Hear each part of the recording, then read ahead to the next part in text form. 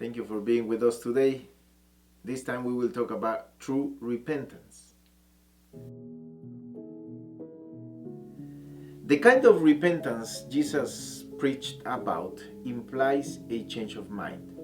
But we have to be very careful in not confusing what the feelings are.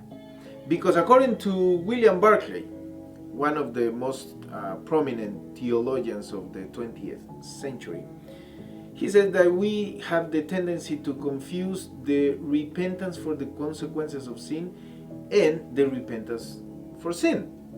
And he explains it this way. He says, let's pretend that there's a person who is painfully repented for the mess his life has become due to sin. But this person knows very well that if there's a reasonable way to escape the consequences of sin, he will do it again.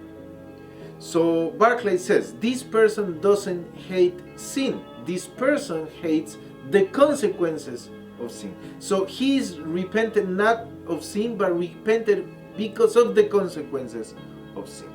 But true repentance, he says, makes people hate the consequences of sin and hate sin itself. In other words, the person who loved sinning now hates sin because its sinfulness. Sin is what made Jesus come to this earth and eventually die on the cross in Mount Calvary. Sin destroys the person. People who love sinning, they keep looking for names, tags, and other terms in order to describe what they do because they don't want to say that they are sinning. They love blaming other people instead of accepting that they have sinned. But the person who accepts Jesus in his heart calls sin by its name.